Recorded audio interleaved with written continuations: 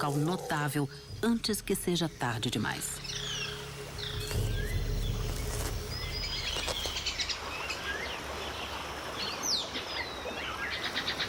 Um dos animais mais esquivos e misteriosos, a onça-pintada, é também o maior felídeo das Américas. Um macho como este chega a ter 2 metros de comprimento e a pesar 160 quilos. O outro nome pelo qual é conhecido, jaguar, deriva da língua dos índios e significa aquele que mata num único pulo. E a onça-pintada faz jus a esse nome. Geralmente mata com uma única mordida atrás da cabeça. Suas mandíbulas fortes e seus caninos, com 3 centímetros de comprimento, perfuram facilmente o crânio da vítima. Ao contrário de muitos felinos que evitam a água, a onça é bem adaptada ao nado. Ela atravessa o labirinto intrincado dos cursos de água da Amazônia para chegar aos seus locais de caça preferidos. Mas até a onça-pintada tem que tomar cuidado nessas águas lamacentas.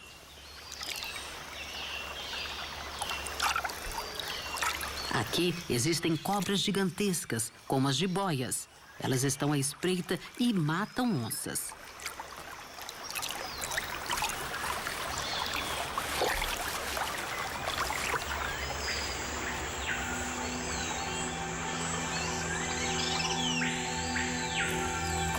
Uma vez em terra firme, elas imediatamente começam a caçar.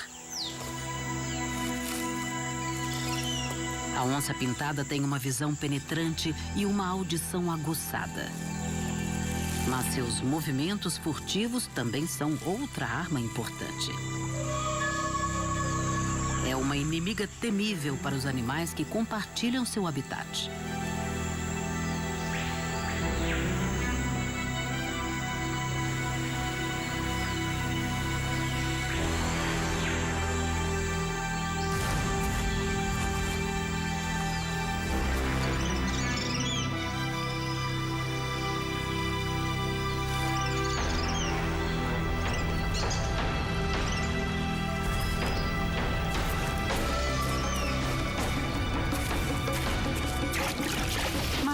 A onça-pintada consegue tudo o que quer.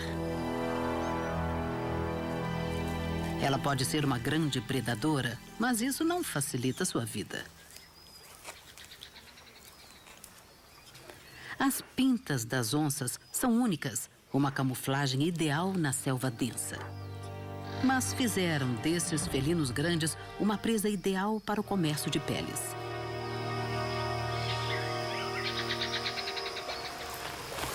Na década de 1960, mais de 15 mil onças eram mortas a cada ano por causa de sua pele.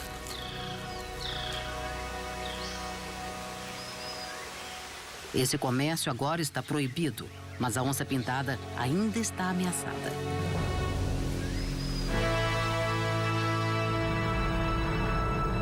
Essas florestas são uma área com mais da metade do tamanho da Austrália, é o coração verde de um continente enorme. E suas florestas constituem realmente os pulmões do planeta. Mas agora, depois de milhões de anos de adaptação, a vida selvagem da Amazônia está ameaçada pela mudança da floresta ao seu redor.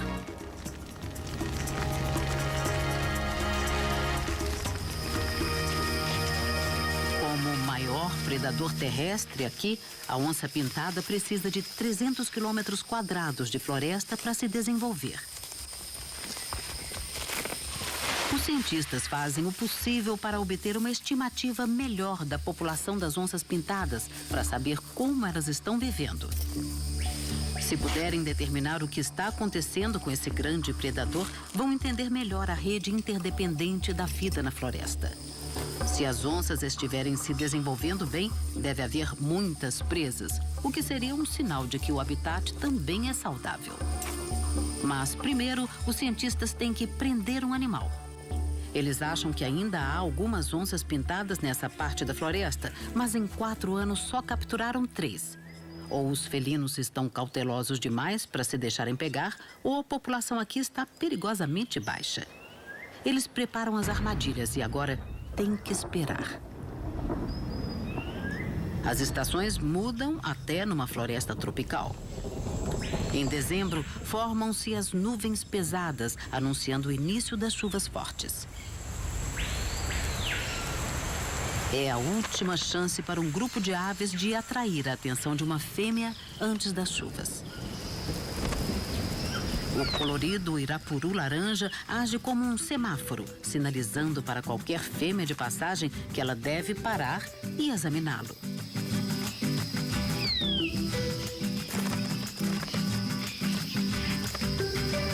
Cabe à fêmea decidir quem tem a plumagem mais bonita e os movimentos mais suaves. Só os machos melhores e mais coloridos terão uma chance de acasalar.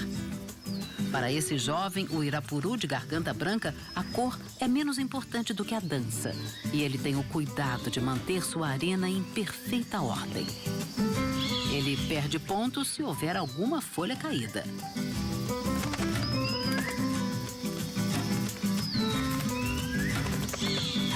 A folha tem que ser arrumada rapidamente e com estilo.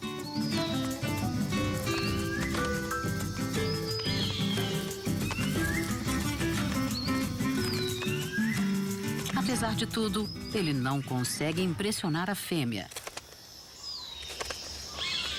E pode não ter outra chance nessa estação. Não há tempo a perder.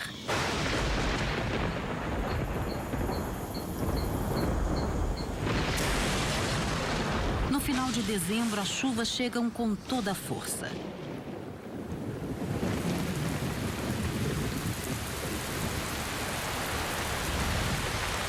Algumas áreas vão receber 3 metros de chuva em alguns meses.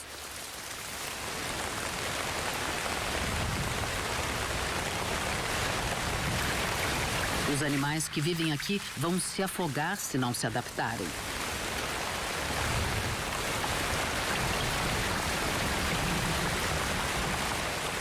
O degelo dos Andes e a chuva da mata tropical lançam mais de 200 bilhões de toneladas métricas nos vales. Nem o rio Amazonas, o maior reservatório de água doce do planeta, pode conter tanta água. Todos os anos ele inunda suas margens, aumentando sua largura mais de 5 vezes. E alagando uma área com o tamanho do Reino Unido.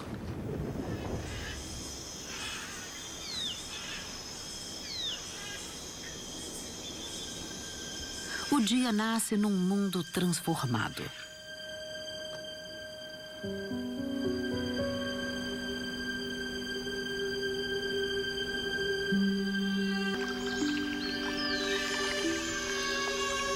As árvores evoluíram de modo a enfrentar essa inundação anual.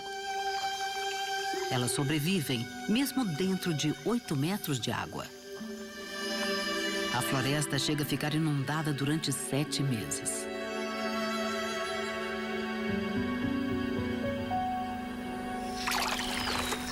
É um transtorno para os animais que vivem no solo da floresta e que têm que ir embora.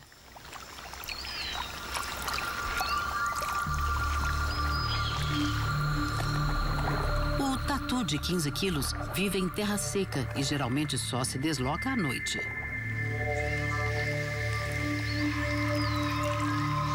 Forçada a sair de sua cova inundada, essa fêmea nada desesperadamente para se salvar. Ela corre um sério perigo. Predadores como o jacaré-açu cruzam os cursos d'água e ela pode afundar com o peso de sua carcaça. Se for preciso, ela consegue prender a respiração por alguns minutos e até andar no leito do rio. Para atravessar esse canal largo, ela engole ar e infla seu estômago, criando um salva-vidas temporário. Mas nadar tanto é exaustivo e rondam predadores famintos.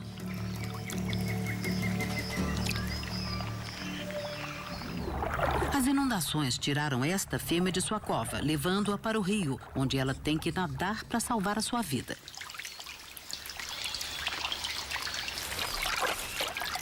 Dessa vez ela teve sorte.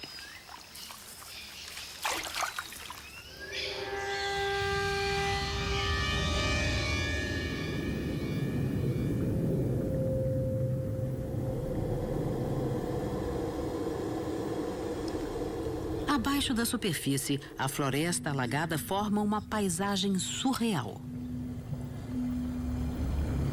Alguma coisa nada entre os galhos onde as aves antes voavam. É um peixe-boi procurando alimento e abrigo.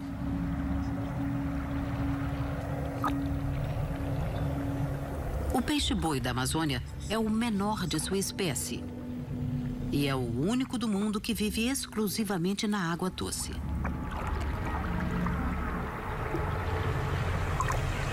Um metabolismo incrivelmente lento permite que ele fique 20 minutos embaixo d'água até precisar voltar à tona para respirar.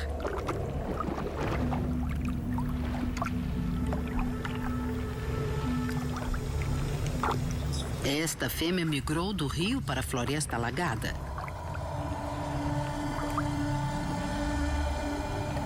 Gramíneas flutuantes e aguapés vicejam nessa época e ela devora a vegetação nova. Ela chega a comer até 15% de seu peso por dia. Muita vegetação ajuda a fêmea de peixe-boi a produzir bastante leite para o filhote.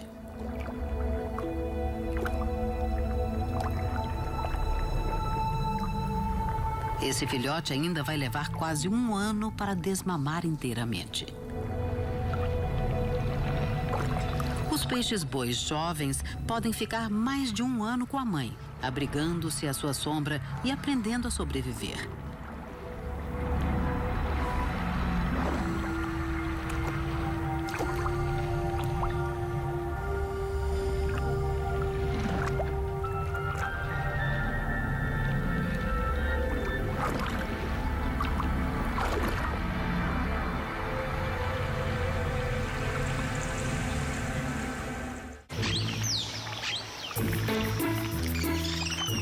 Nesse ambiente luxuriante, a competição por alimento pode ser feroz. Os sobreviventes desenvolveram maneiras de achar comida onde seus rivais falharam.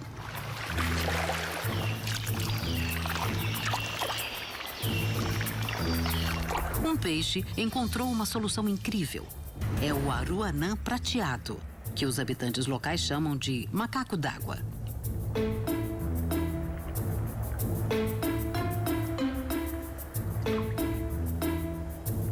Ele pesca tanto dentro como fora da água.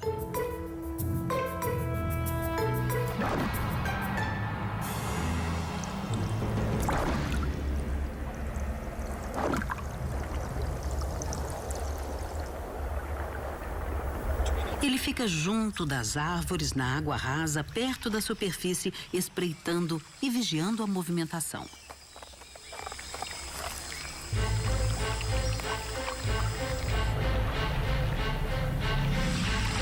Quando localiza o alvo, o aruanã sai da água e salta no ar.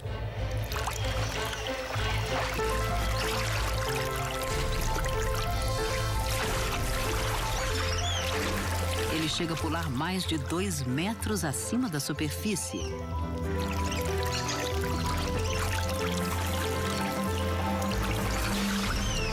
E obtém uma vantagem crucial na corrida pelo alimento.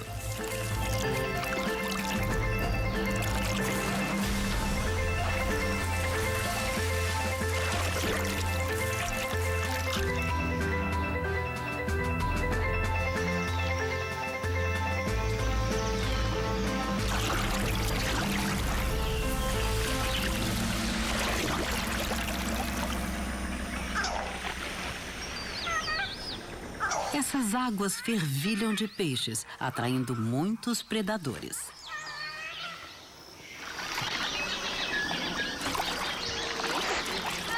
A Amazônia é o último bastião para as ariranhas gigantes, uma espécie ameaçada que chega a atingir quase 2 metros de comprimento. Elas vivem e caçam em grupos grandes. Esse grupo de 10 animais é uma família extensa, encabeçada pela mãe e pelo pai. O bando é bem-vindo para os índios caiapós, que vivem rio abaixo. Assim como os peixes que comem, as ariranhas gigantes só se desenvolvem em rios limpos e saudáveis. Sua sobrevivência está sendo ameaçada à medida que o maior rio do planeta se torna mais poluído.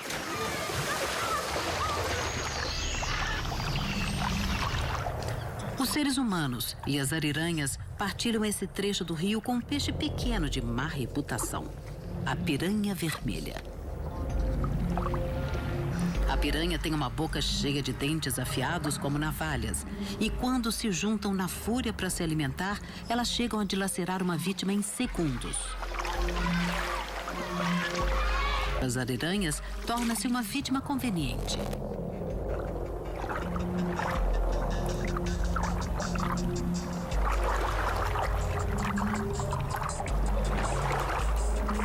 O som e a movimentação atraem a atenção delas, mas a verdadeira isca é o sangue. Os caiapós sabem que é seguro para eles nadar aqui. Apesar do que se diz, as piranhas não se interessam muito por seres humanos.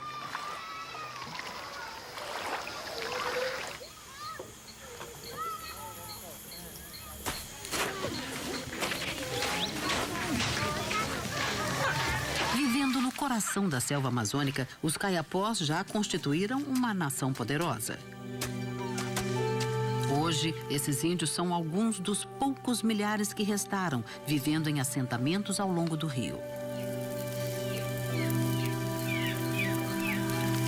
Eles se consideram parte da floresta, como os animais com quem convivem. Eles dependem da generosidade do rio e da floresta, mas têm o cuidado de pegar só aquilo de que precisam.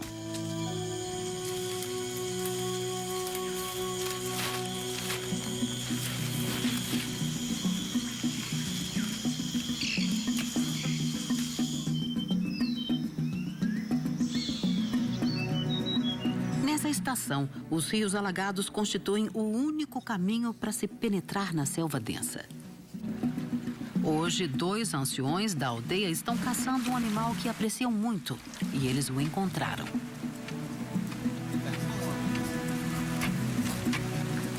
É o tatu de 15 quilos. Eles acreditam que as plantas e os animais da floresta têm uma energia universal em comum que deve ser mantida em equilíbrio. Por isso, respeitam todos os habitantes da floresta e são gratos por suas dádivas.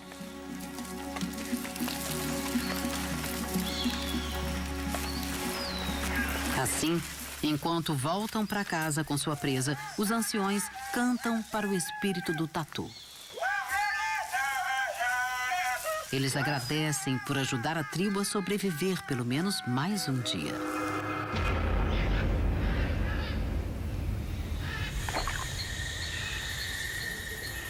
A beleza e a fartura da Amazônia muitas vezes mascaram perigos ocultos e também segredos tenebrosos. As plantas têm espinhos e podem ser venenosas, como muitos animais.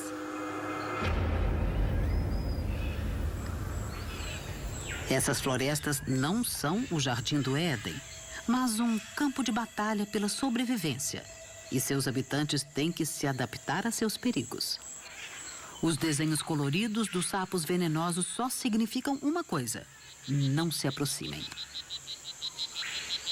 Substâncias químicas tornam sua pele amarga e de gosto desagradável.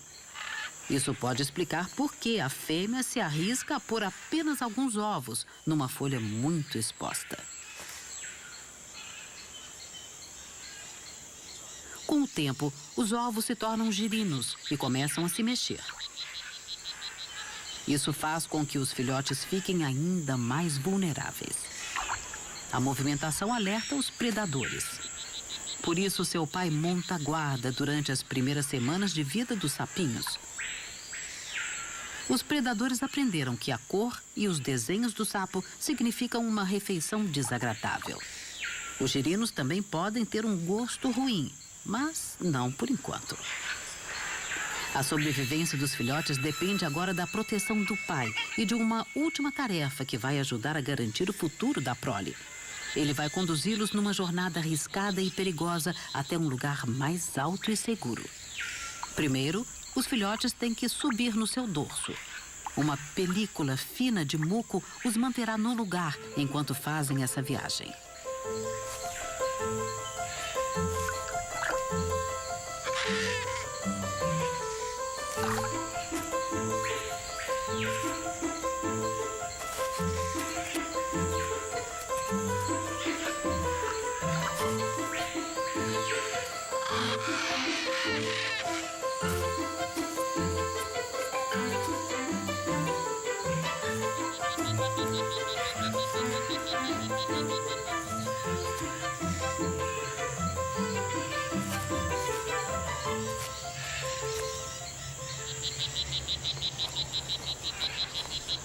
Poças de água da chuva formadas nas bromélias proporcionam um esconderijo seguro para os girinos em desenvolvimento. Este será o último presente do pai para seus filhotes. Só agora ele finalmente os deixará.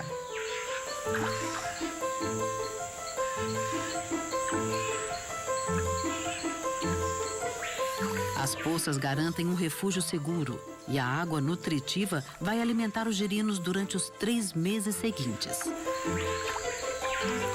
Os sapinhos então vão adquirir sua própria defesa tóxica e o ciclo vai recomeçar.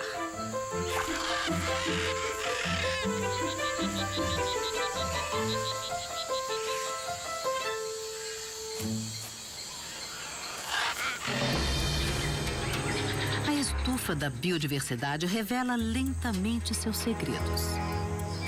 Durante uma década, os cientistas descobriram mais de 1.200 animais e plantas novas.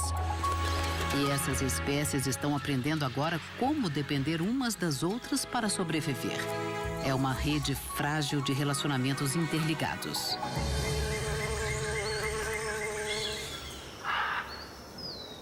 Durante as chuvas pesadas, muitas árvores da floresta tropical florescem. Seu néctar rico atrai abelhas e outros insetos.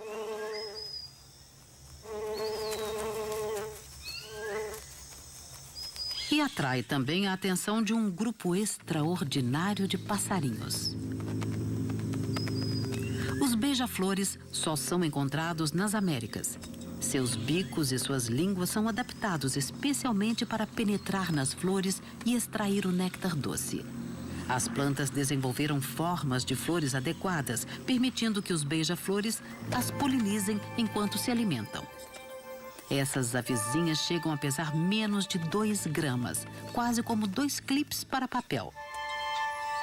Mas podem bater as asas até 80 vezes por segundo, e sua capacidade de pairar enquanto se alimentam numa flor não é equiparada de nenhum outro passarinho.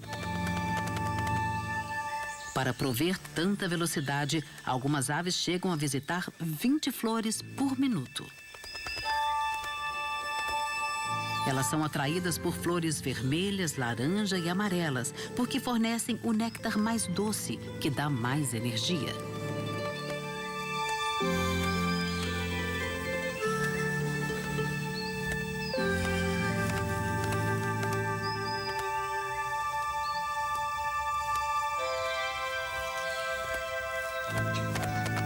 É durante a estação das chuvas que muitas espécies reproduzem e criam seus filhotes. A fêmea do beija-flor rabo branco de bigodes constrói um ninho frágil com fibras de plantas, teia de aranha e saliva. Para alimentar seus filhotes famintos, ela voa constantemente entre o ninho e as flores, voltando com uma mistura nutritiva de insetos e néctar. Ela fará a mesma coisa para um segundo filhote assim que ele nascer. Essa alimentação intensa chega a durar 28 dias, até que os filhotes tenham força suficiente para deixar o ninho. Para animais que vivem em tal velocidade, eles necessariamente não morrem jovens.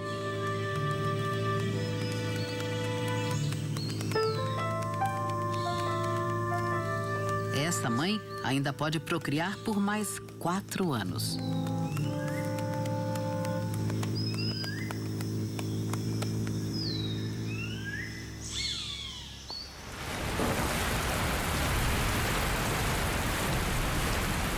Estamos agora em abril. Depois de quase 5 meses, as chuvas pesadas diminuíram. Os dias ensolarados são mais frequentes agora. O palco está montado para um evento extraordinário, uma das parcerias mais raras na Amazônia.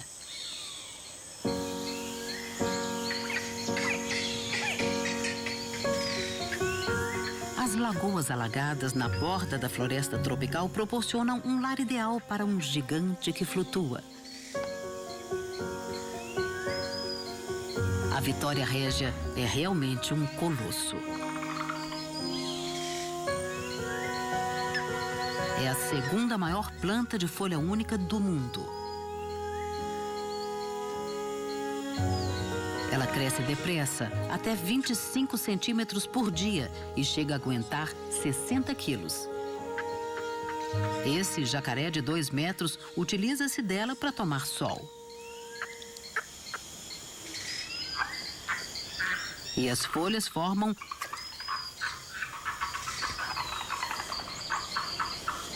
Mas não é só o tamanho que torna essa planta notável, é a maneira como ela se reproduz. O indício é a cor diferente das flores. Quando a noite cai, a temperatura interna da flor branca sobe, até 10 graus mais quente que o ar. Isso faz a flor abrir. A flor branca é fêmea e não produz pólen, mas emite um odor doce e forte parecido com o do abacaxi. Esse aroma atrai um besourinho com apenas 2 centímetros de comprimento. Ele é um dos polinizadores da Vitória Régia. Ele entra no miolo da flor fêmea, levando o pólen que colheu em flores masculinas.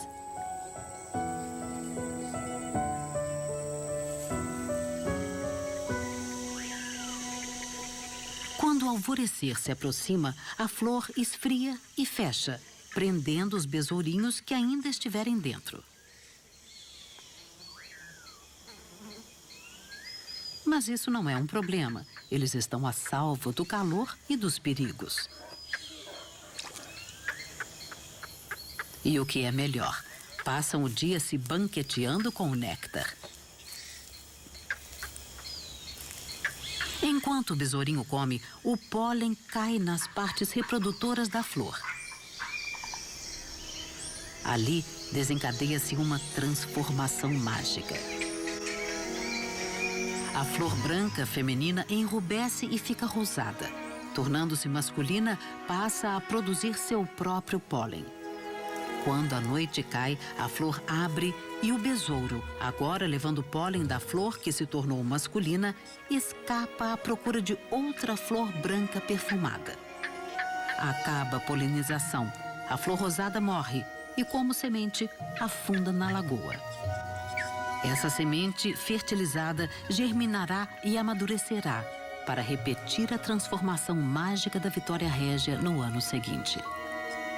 A Amazônia é um laboratório vivo, onde a natureza faz experiências há milhões de anos. Mas a destruição do habitat está desfazendo o trabalho da natureza e arriscando a sobrevivência de muitas espécies. Conhecer a situação dos maiores predadores é uma boa maneira de avaliar a saúde da floresta. É por isso que os cientistas, há 4 anos, tentam rastrear e estudar as onças pintadas que vivem aqui. Mas até agora só conseguiram capturar 3. A pesquisa que fazem não é suficiente, por isso adotaram uma solução criativa. Usam uma tecnologia que promete pouco. Um aparelho MP3 e alto-falantes transmitem o rugido da onça pintada na selva.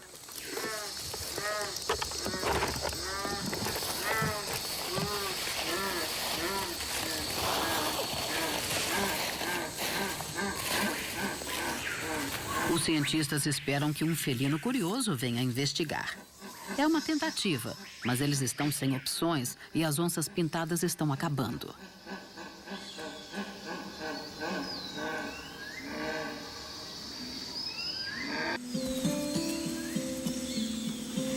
Muitos animais animais se desenvolvem bem aqui. E mais de 1.500 espécies de aves. Mas os que têm mais êxito são os insetos. Um único quilômetro quadrado pode conter 30.000 espécies. Mas nenhum é mais prolífero do que as formigas. Elas mudaram muito pouco desde o tempo dos dinossauros e hoje constituem mais de 30% do peso total dos animais da Amazônia. Elas exploram todas as partes da selva. Estão sob o solo da floresta, no alto das árvores e em todos os lugares entre um e outro. As formigas consomem mais vegetação na Amazônia do que qualquer outro animal. E a embaúba é muito vulnerável ao seu ataque. Ao contrário de muitas árvores na Amazônia, suas folhas não são venenosas, mas ela também não é indefesa. A embaúba desenvolveu uma estratégia de sobrevivência que acolhe uma formiga, embora o relacionamento não pareça começar bem. A formiga da embaúba faz um buraco na área macia do galho da árvore. Imediatamente começa a fazer câmaras ocas dentro dele. É um lugar perfeito para criar um exército inteiro de formigas. As operárias cuidam da rainha enquanto ela põe seus ovos preciosos. Os ovos são colocados juntos e vão constituir a próxima geração.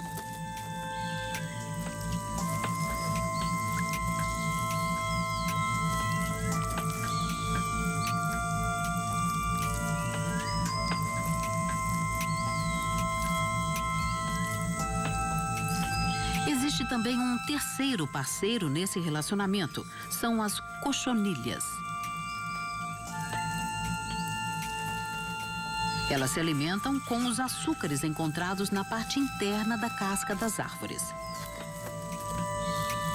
Quando as formigas manipulam as cochonilhas, um pouco desse açúcar escorre de seus corpos e é comido pelas formigas.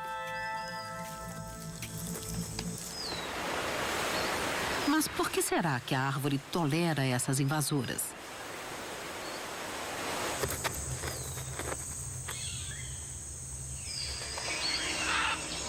Isso se torna claro quando um besourinho faminto se encaminha para as folhas das árvores. A movimentação nos galhos alerta as formigas. As operárias se mobilizam, reagindo imediatamente. Elas localizam seu alvo e atacam.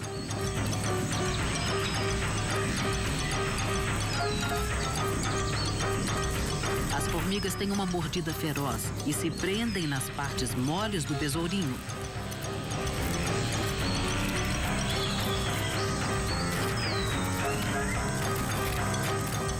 Ele logo fica coberto de formigas. Ele luta pela vida contra um exército que está defendendo sua casa.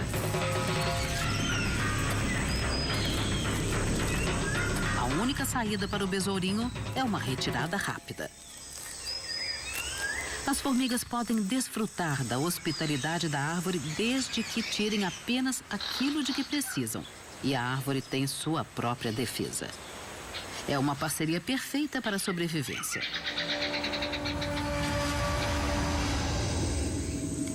O dossel das árvores mais altas da floresta tropical pode chegar a 50 metros acima do solo. É tão inacessível que muitas de suas criaturas permanecem um mistério. Quando os cientistas têm uma chance de explorá-las, frequentemente descobrem alguma coisa nova. Só na última década foram descobertos 9 primatas novos. A imensa quantidade de habitats no dossel pode acomodar uma grande quantidade de primatas.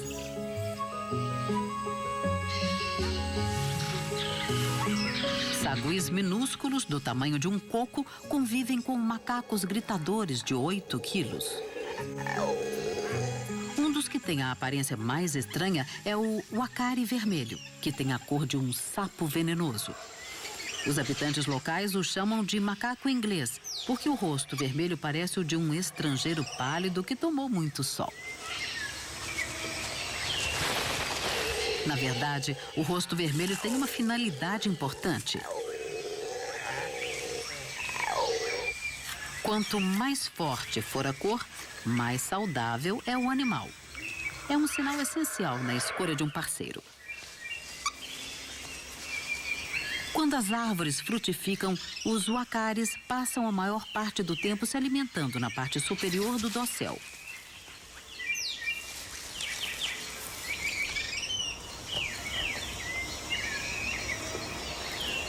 Eles usam suas mandíbulas inferiores para quebrar a casca dura de frutas verdes e de nozes, que muitas vezes fazem outros primatas desistirem.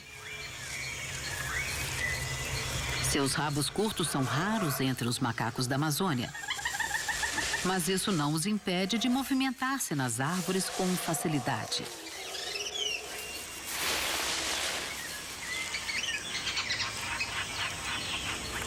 Os membros de uma família se catam para fortalecer os laços e estabelecer a hierarquia social.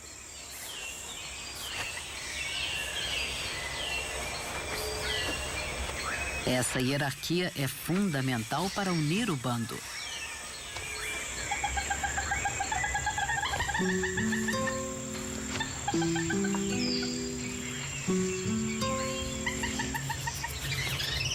Os machos jovens estabelecem seus relacionamentos por meio de brincadeiras e de imitações de lutas. Às vezes é difícil distinguir umas das outras.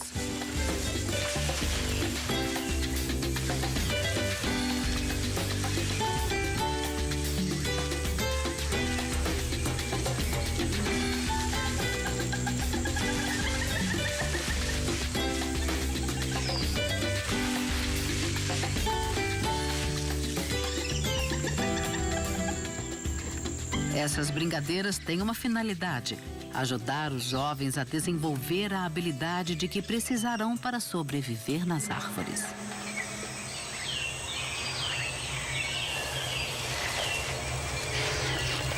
A estação da seca está se aproximando e o bando precisa aproveitar o restante da inundação.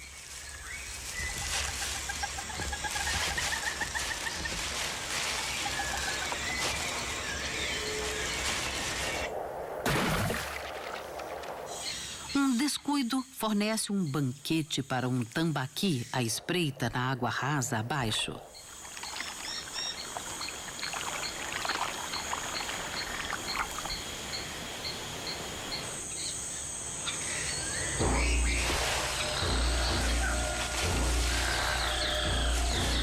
Mas o mundo verde e luxuriante das árvores também oferece perigos. Um macaco de cheiro localiza um gavião real e dá o alarme, alertando todos os que estão por perto.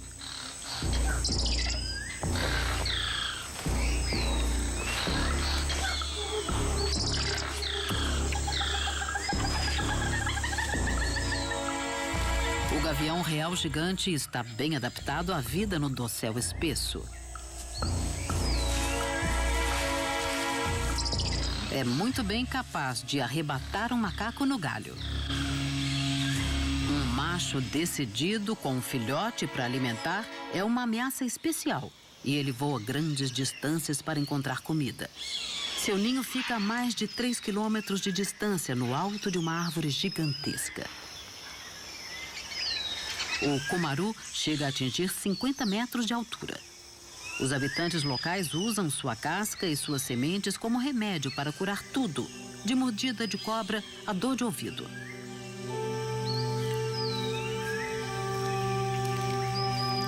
Uma fêmea do gavião real e o seu filhote ocupam um ninho na segurança de sua copa. Ela é realmente imensa.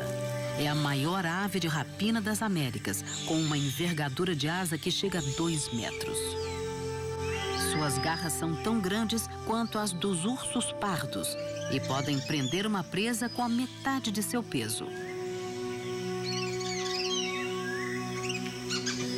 Apesar de seu tamanho e de sua força, o filhote corre o risco de ser atacado por muitos inimigos.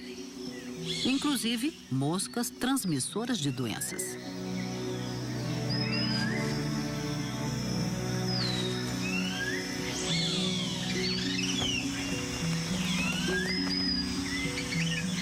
Assim como nas tribos nativas, parece que a mãe entende um pouco dos benefícios das plantas para a saúde.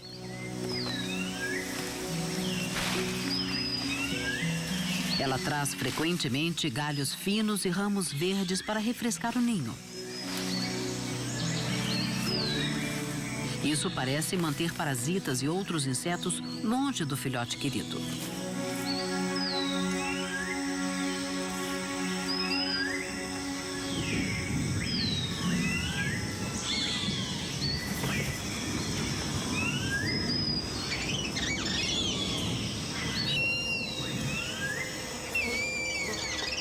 Mas há outras ameaças para as quais ela não tem defesa.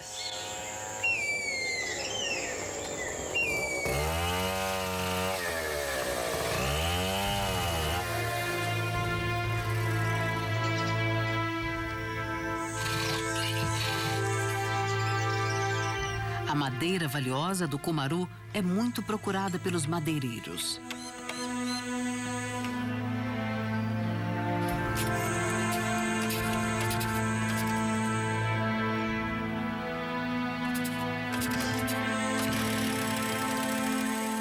O homem pode não ser o rei dessa selva, mas pode reinar com uma serra de cadeia na mão.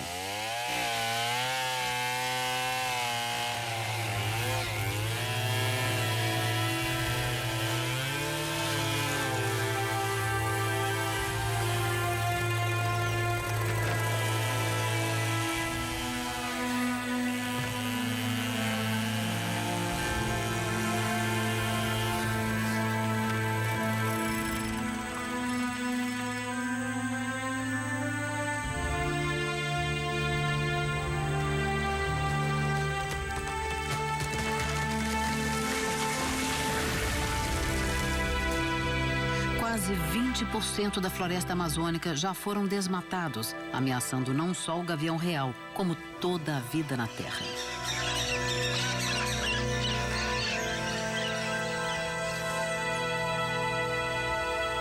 A floresta é um grande depósito de carbono. Sua destruição lançaria quantidades enormes de dióxido de carbono na atmosfera. Isso contribui para a mudança climática global. Com o desaparecimento das árvores, cresce a ameaça no planeta. E a vida selvagem na Amazônia corre grande risco.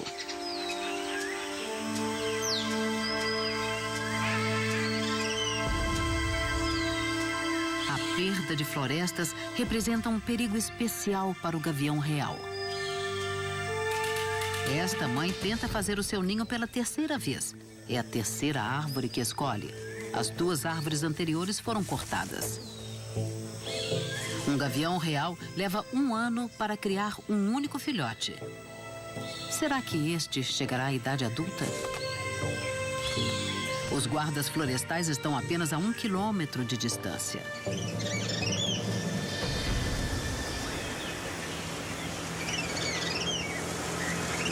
A estação muda e agora começa a seca. Os níveis d'água estão caindo. Com o recuo da água dos alagamentos, as onças pintadas vão expandir suas caçadas. E isso vai dar aos cientistas melhores oportunidades para localizar e capturar suas presas. Eles querem saber mais sobre o comportamento dos grandes felinos e avaliar a saúde geral nessa parte da Amazônia.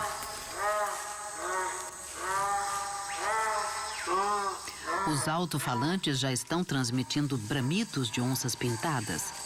Talvez essa simples tecnologia faça toda a diferença. Eles não terão que esperar muito mais. Agora, capturaram uma onça pintada no vigor de sua juventude. Ela logo estará pronta para procriar. E se o resultado for bom, constituirá um verdadeiro teste da saúde do ambiente. Eles precisam sedá-la rapidamente e com toda a segurança.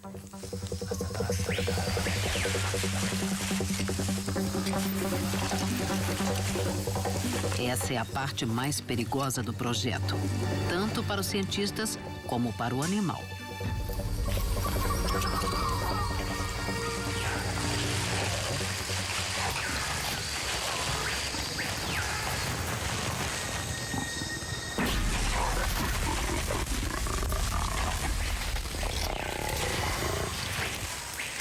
Os anestésicos logo fazem efeito. Agora eles podem colher todas as informações de que precisam.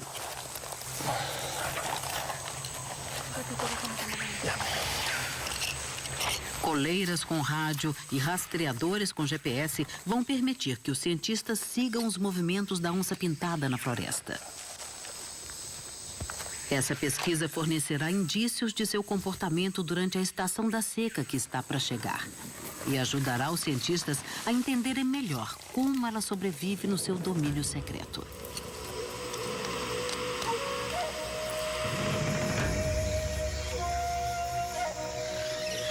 A compreensão que eles adquirirem vai ajudar a garantir o futuro da própria floresta.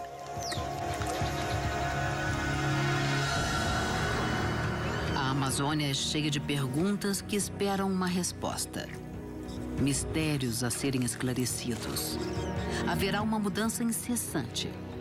Com o fim dos alagamentos, a floresta ressurgirá. As aves voltarão para os galhos que abrigavam peixes.